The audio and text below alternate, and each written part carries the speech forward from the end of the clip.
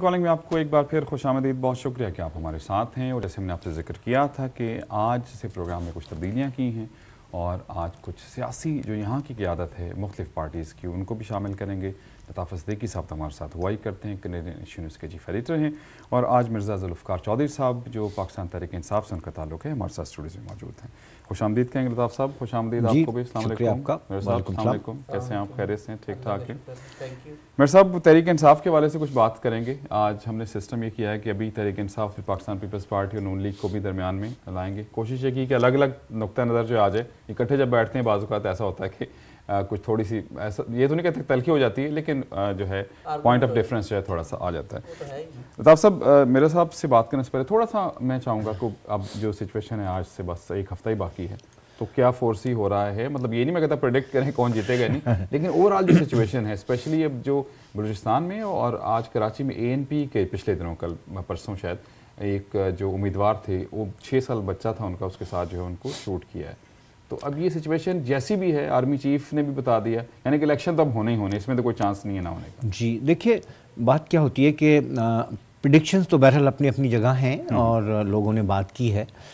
मिसाल के तौर पर पाकिस्तान के अगर टेलीविज़न में देखता हूँ, थोड़े बहुत, अब बहुत कम मौका मिलता है, लेकिन वो शायद ये कह रहे हैं कि इमरान खान को एज है किसी जगह। तो मैं मुख्तसरन एक अपना बता देता हूँ, उसके बाद अगर कोई और तज्ज़िया निगार हैं, हुदबाई का मैंने एक आर्टिकल पढ़ा है, उसमें उन्होंने कहा है कि नवाज़ शरीफ नेशनली जीतेंगे।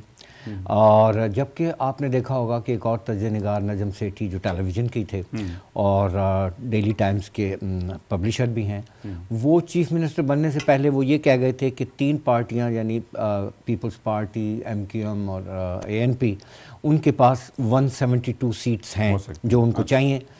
तो ये सारे के सारे बड़े अच्छे लोगों के तज्ज़िये हैं, लेकिन मैं ये कहना चाहता हूँ कि अब तो एक हफ़्ता ही रह गया है और एक हफ़्ते के अंदर आपको सबसे रिज़ल्ट आ जाएंगे। लेकिन जिस चीज़ का जो बात मुझे नज़र आ रही है ज़ाती तौर पे, वो ये है कि कोalition गवर्नमेंट बनेगी। लेकिन इस पर आपके इस प्रोग्राम में बात करेंगे कि कोalition कैसे बनेगी।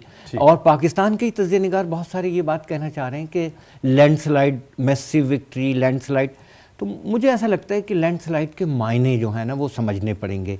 लैंडस्लाइड से मुराद ये है कि अगर कोई पार्टी 200 सीटें जीतेगी तो शायद लैंडस्लाइड होगी, लेकिन पाकिस्तान में जो जिस बात पे कंसेंसस है वो ये है कि कोalition गवर्नमेंट बनेगी। अगर कोई ये दरमियान में से बात वैसे है जी, ये जो लैंडस्लाइड वाले होते हैं, इस किस्म आपको लगता है ऐसे कहीं मीडिया चैनल्स या एंकर्स भी कहीं कहीं रुझान है एक तरफ के? मतलब असल में मैं 2 चीज़ें समझता हूँ। असल में पाकिस्तान, देखिए, हर आदमी की अपनी लाइक्स तो हैं, क्योंकि अगर वो चाहे कितने ही इंडिपेंडेंट हो जाएं, लेकिन फिर भी किसी न किसी के साथ तो हमदर्दियाँ होती हैं। लेकिन जब आप कुछ लिखने बैठ रहे हैं और जब आपको टेलीविज़न पे बात करें, तो फिर अपनी ज़ाती ख्वाहिश को अगर रख देंगे तो बहुत सारे तज्ज़िये ठीक हो जाएंगे। लेकिन पाकिस्तान में तज्ज़िये ठीक इसलिए नहीं हो रहे हैं कि वो अपनी ख्वाहिश। ज़ुल्फ़िकार साहब, थोड़ा सा बताइएगा तहरीक इंसाफ का सेटअप जो कनाडा में है, किस तरह से आपने देखा है कि पिछले दिनों से लगातार आपके फंक्शंस भी हो रहे हैं, लोग भी हमने देखा आ रहे हैं, तो क्या सेटअप है तहरीक इंसाफ का यहाँ पे? पाकिस्तान तहरीक इंसाफ का बेसिकली यहाँ पे सेटअप आज से कुछ 2 महीने पहले तक जो था वो डिज़ोल्व कर दिया गया था, क्योंकि यहाँ पे इलेक्शन की होने थे। लेकिन अभी कुछ डिले हो गए 1-2 महीने के लिए, क्योंकि पाकिस्तान के जो इलेक्शन है वो आ गए थे। इंग्लैंड में हो चुके हैं, USA में, और कनाडा की अभी बारी है। एक सवाल मेरा बनता था, वो आपने इस जवाब में वो ख़त्म ही हो गया मेरा एक सवाल।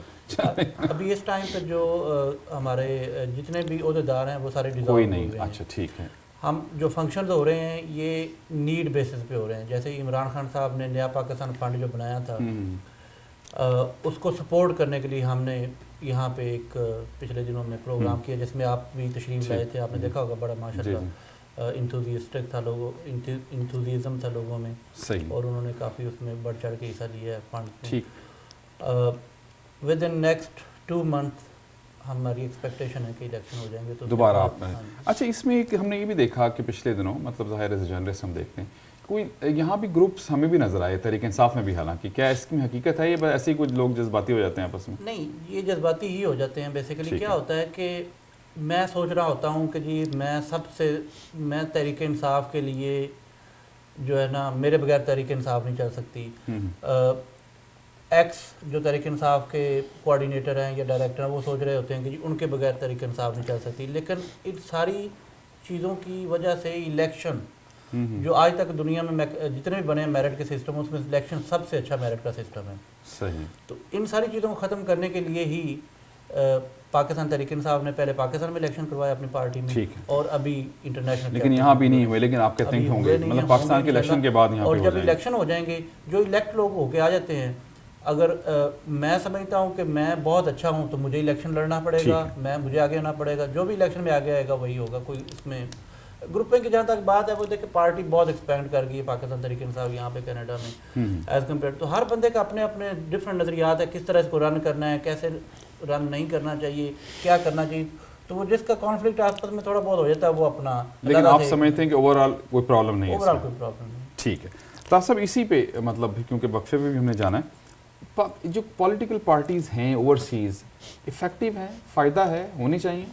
नहीं, अब तो मेरा ख्याल है कोई उनकी अहमियत भी हो जाएगी, इसलिए कि अब इस दफ़ा तो नहीं, लेकिन अगली दफ़ा तो यकीनन ओवरसीज़ जो है पाकिस्तानीज़ उनको वोटिंग का राइट होगा, तो उसकी अहमियत तो अपनी जगह हो जाएगी और इफ़ेक्टिव हो सकती है। लेकिन बहरहाल अब जो है वो पार्टियां हैं और वो काम भी कर रही हैं, लेकिन कोई इतना ज़्यादा तो यहाँ से क्या करेंगे, मतलब 2-4 लोग चले जाएंगे पाकिस्तान, वहाँ जाके काम करेंगे या यहाँ से कुछ कर सकते। लेकिन लताफ़ साहब ये भी तो हो सकता है ना कि अगले जब अगर नई गवर्नमेंट आती है तो वो जो मसला था, लेकिन उसका फ़ायदा तो कुछ नहीं है। नहीं, यहाँ से लोग अगर नहीं, वो तो सर मैं भट्टी साहब मेरे ख्याल है उस पर तो हम बहुत बात कर चुके हैं कि वो तो बिल्कुल बेवकूफ़ी की बात है कि वो ये कहते हैं कि डुअल नेशनलिटी का कोई कॉन्सेप्ट नहीं है। नहीं, अगर हो जाता है, मुझे एक बात बताइए, मुझे आप बताइए, आप पाकिस्तान की और कनाडा की नेशनलिटी रख के, कनाडा में तो आप वजीर बन सकते हैं, पाकिस्तान में नहीं बन सकते। आप मेरी बात समझ नहीं रहे। मैं कह रहा हूँ कि अगर नेक्स्ट इलेक्शन के बाद ये चीज़ आ जाए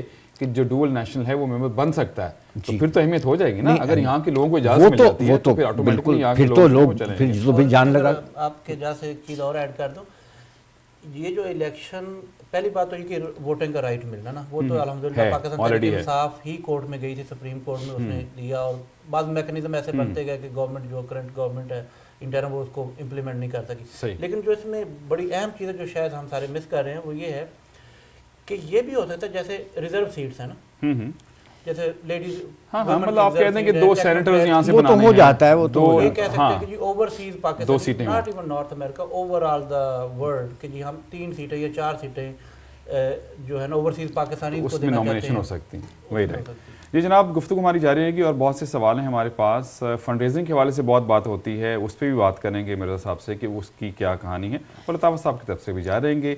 एक छोटे से वक्फे के बाद आपकी खिदमत में दोबारा हाजिर होते हैं। Stay tuned.